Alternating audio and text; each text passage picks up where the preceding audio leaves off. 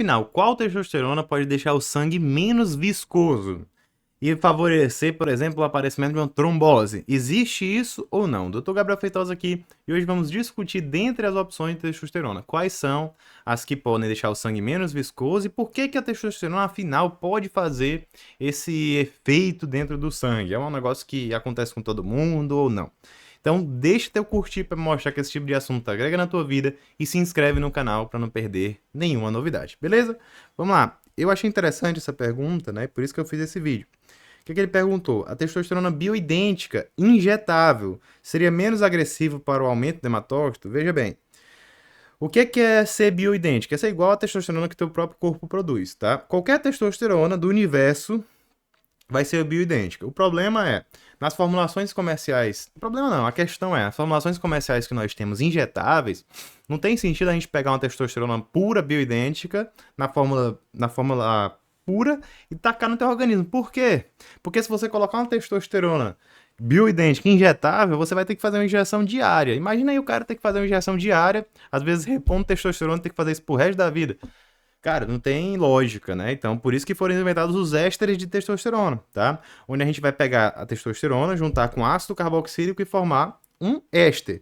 Esse éster faz com que essa testosterona seja diferente da outra testosterona, vai fazer com que ela tenha o quê? Uma farmacologia em relação à liberação diferente. Mas no final das contas, o que vai cair no teu sangue e fazer efeito no teu organismo é o quê? É a testosterona pura. É a testosterona bioidêntica, tá? Mas conceitualmente se chama bioidêntica, principalmente aquela testosterona que está livre e é colocada de forma livre no teu organismo. Na prática, a gente não vai usar, por exemplo, testosterona bioidêntica injetável, porque vai precisar de injeções muito frequentes. Mas existe, por exemplo, a testosterona bioidêntica em gel, tá? Mas toda testosterona em gel é bioidêntica, só que tem gente que bota esse nome, às vezes, para deixar mais caro ou para o paciente achar que é uma coisa super sobrenatural. Não é, tá? Então, assim, ser bioidêntico ou não vai dizer muita coisa, tá? A gente tem que entender que as formulações de testosterona, no final das contas, vão dar pro teu sangue testosterona em uma velocidade maior ou menor. Isso é preciso entender. Agora, existe uma diferença em relação à questão do hematócrito? Existe. Por quê?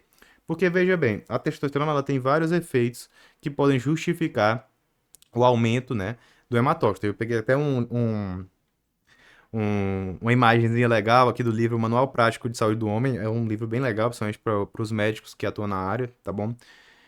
Inclusive, se você é um paciente, quer entender mais sobre hormônios e tem medo, né, de colocar a sua saúde em risco, a ponto, né, de querer realmente buscar informação de qualidade, te convido a conhecer meu curso Cuidado Anabólico, tudo que você precisa saber antes de utilizar ou até utilizando, querendo saber mais sobre a sua saúde, de destrinchar muitos pontos importantes, e te convido também a conhecer meu e-book Desbravando o Universo Anabólico, se você quiser se aprofundar muito mais em um assunto mais denso, com um e-book de mais de 200 páginas, tem tudo ali, gente. Então vamos lá.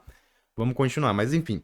Peguei aqui essa imagem, e essa imagem aqui diz alguns mecanismos de ação que podem justificar o fato de a testosterona influenciar no quê?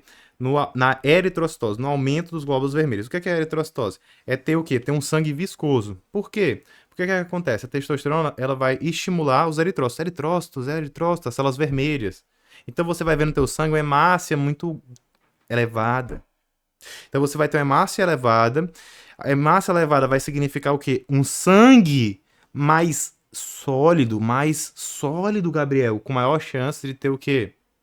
Maior chance de ter uma trombose, porque o sangue vai estar mais sólido, a formação de um trombo fica muito mais fácil, tá? E como é que eu sei se meu sangue está sólido? Você vai olhar o quê? Um parâmetro chamado hematócrito. Então você vai ver tanto a sua hemoglobina quanto o seu hematócrito e ver se existe uma relação ali, porque às vezes o que acontece? O teu hematócrito, que é a porção sólida do sangue, tá alta, não é porque a tua hemoglobina tá alta. Às vezes é por quê? Porque tá desidratado.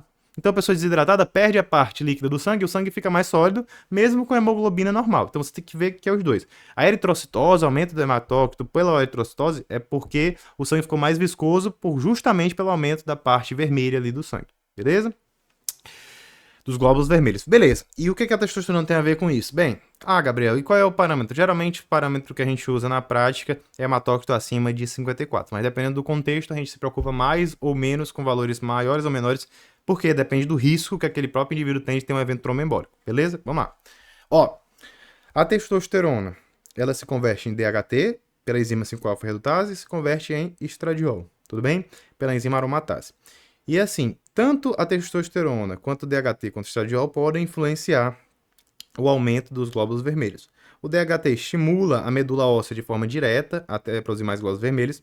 A gente tem aqui um metabolismo diferente do ferro, né? A gente reduz a epsidina, isso daí vai influenciar no metabolismo do ferro, fazendo a maior proliferação dos glóbulos vermelhos, tudo bem?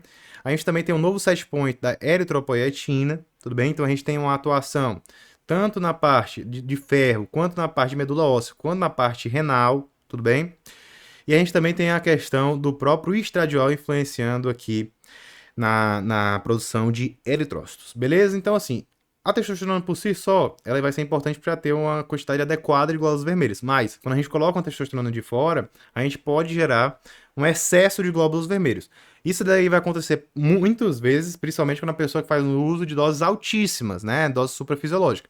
Mas, Gabriel, é possível, numa reposição de testosterona, eu mesmo repondo com a dose fisiológica, ter esse excesso de glóbulos vermelhos?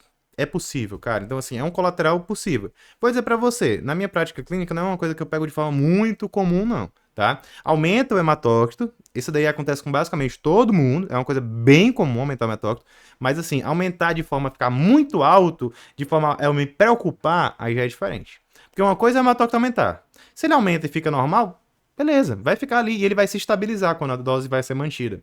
Agora, na maioria dos casos, tá? Agora, se estou falando de um indivíduo que está utilizando, né, cada vez doses maiores, eu vou ter que ficar vigiando cada vez mais. Então, assim, o aumento do hematócrito é um dos colaterais que as pessoas não prestam atenção em relação ao uso de esteroide anabolizante, menosprezam e só vão ver quando vai ter uma trombose realmente. Então, assim, é preciso se preocupar com isso e às vezes um exame de sangue simples é o que salvaria a sua vida, tá? Então, tem que ter esse cuidado. E quando a gente pega as formulações de testosterona, quando a gente pega a eritrocitose como efeito colateral, esse estudo aqui, né, que é um estudo bem interessante do professor Abraham Morgenthaler, né, ele viu que depende do que? Da formulação de administração. E ele pegou o quê? Uma porcentagem de 3 a 18% com a via transdérmica, que é o testosterona em gel, e 44% com a injeção, né? Pedindo mais monitoramento. Então, assim, na prática, não vai ser 44%. Isso aqui foi uma coisa do estudo que ele fez, assim. 44% das pessoas não vão ficar com um hematócrito alto só porque tá repondo testosterona injetável, tá? O que a gente tem aqui na prática, só para eu dizer para você a diferença. A testosterona injetável tende a causar mais possibilidade de ter esse efeito colateral. Por quê? Porque ela trabalha com pico de testosterona. Então ela aumenta muito e depois ela cai. O que acontece? Com esse pico maior, a gente vai ter mais DHT, mais estradiol, mais testosterona, maior eritrocitose. Tudo bem? Isso daí vai acontecer. Com a testosterona em gel, a gente tem um pico, é um piquinho pequeno. Por quê? Porque ela aumenta pela manhã e já cai.